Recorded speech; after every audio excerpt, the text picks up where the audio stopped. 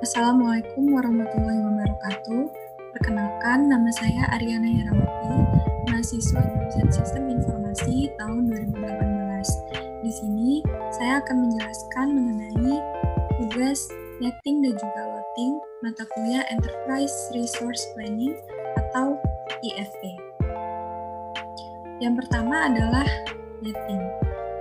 Soalnya, dari peramalan diketahui bahwa permintaan independen dari pelanggan akan dilakukan pada bulan 1 sebesar 15, bulan 2 sebesar 10, bulan 3 sebesar 40, bulan 4 sebesar 35, bulan 5 sebesar 15, bulan 6 sebesar 15, bulan 7 sebesar 5, dan bulan 8 sebesar 18. Sementara persediaan produk di gudang sebesar 25. Berdasarkan perencanaan periode sebelumnya, pada minggu 10 akan masuk barang ke gudang sebanyak 50 unit produk.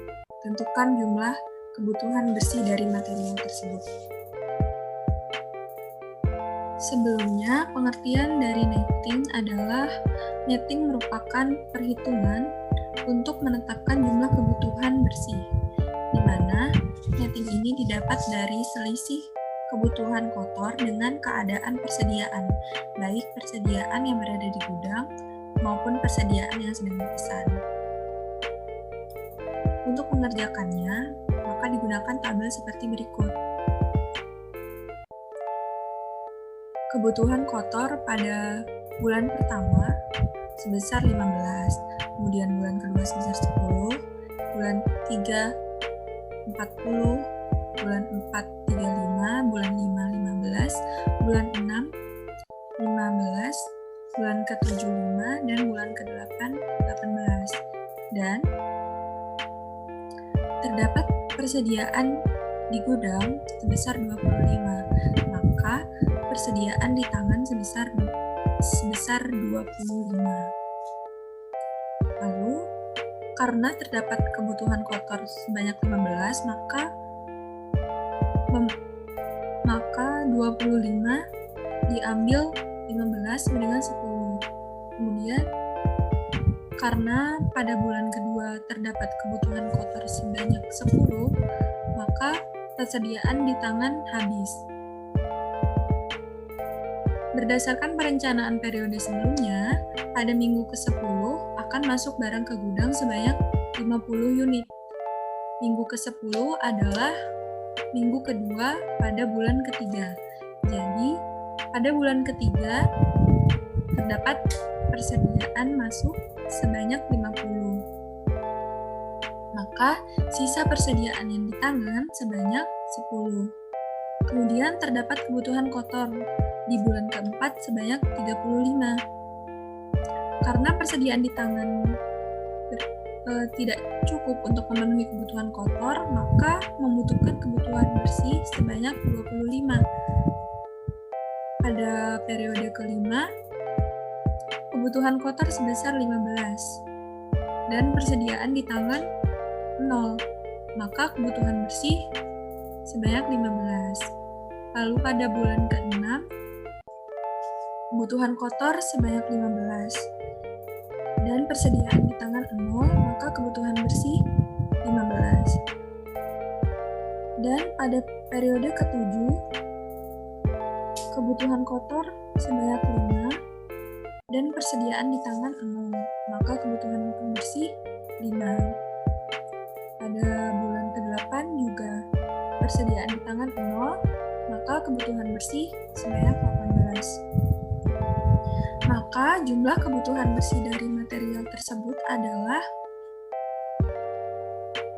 jumlah kebutuhan bersih dari periode 4 sampai dengan 8, yaitu 25 ditambah 15, ditambah 15, ditambah 5, dan ditambah 18, maka totalnya adalah 78. Soal kedua dan ketiga merupakan soal loading.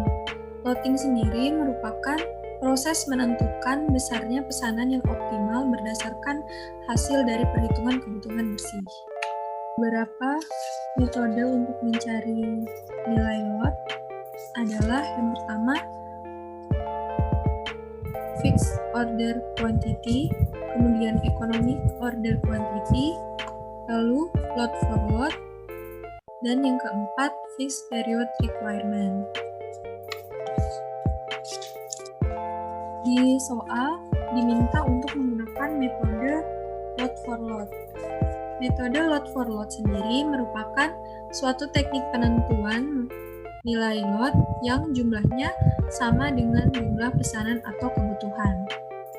Di mana metode ini digunakan untuk kondisi di mana pola kebutuhannya berubah-ubah atau tidak teratur. Maka cara mencari nilai lotnya sesuaikan saja dengan kebutuhan bersih, karena persediaan di gudang harus penuh.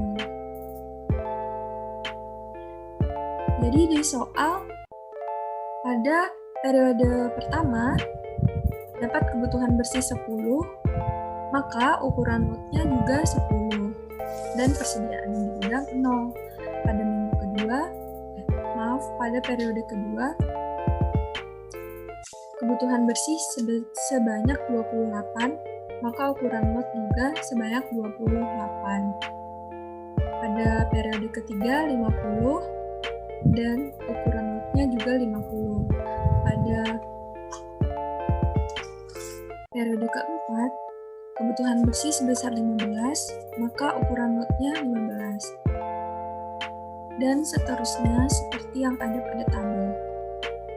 Disamakan, jadi ukuran lotnya disamakan dengan kebutuhan bersih, sehingga persediaan di gudang 0. Lalu soal ketiga ini menggunakan economic order quantity atau I. Metode economic order quantity sendiri digunakan apabila pola permintaan kebutuhan bersifat terus-menerus dan tingkat kebutuhannya konsisten. Pada soal disebutkan jika diketahui biaya penyimpanan produk X sebesar 700 per unit per periode dan biaya pemesanan sebesar 2.500 per pesan, dengan estimasi kebutuhan konsumen bersih konsumen seperti di bawah ini, tentukan besarnya nilai lot dan pergerakan jumlah persediaan produk X tersebut menggunakan teknik lot EOQ.